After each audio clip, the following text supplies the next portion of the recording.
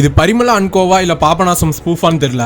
இப்போ தியேட்டர்ஸ்ல ரன் ஆகிற பரிமளா அண்ட் கோ படம் எப்படி இருக்குன்னு இந்த வீடியோல பார்த்தலாம். வீடியோக்குள்ள போறதுக்கு முன்னாடி சேனலை சப்ஸ்கிரைப் பண்ணிக்கோங்க. படம் எனக்கு கொஞ்சம் ஓகேவா தான் இருந்துச்சு. படத்தோட ஸ்டோரி லைன் ரொம்பவே சிம்பிள் தான். ஒரு மர்டர், அதை பண்ணது யாரு, இதை சுத்தி தான் இந்த படம் டிராவல் ஆகும். படத்தோட ஸ்கிரீன் பிளே அடுத்தடுத்து ப்ரெடிக்ட் பண்ற விதத்துல ரொம்ப பிளாட்டா தான் இருந்துச்சு. ஆக்டிங்ல ஜெயராம், ஊர்வசி, சாண்டின்னு எல்லாரும் சூப்பரா பண்ணிட்டாங்க.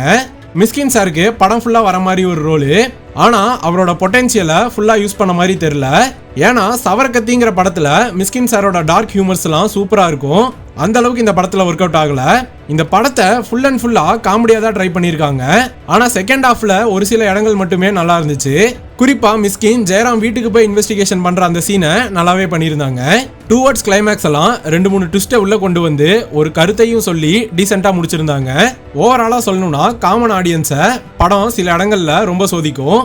ஃபேமிலியா போனா உங்களை இந்த படம் சாட்டிஸ்ஃபை பண்ற வாய்ப்பு இருக்கு. மற்றபடி ஒரு ஆவரேஜான படம் தான் இந்த பரிமளா அண்ட் கோ. படம் பார்த்தவங்க உங்க கருத்தை கமெண்ட் பாக்ஸ்ல கமெண்ட் பண்ணிருங்க. பாய்.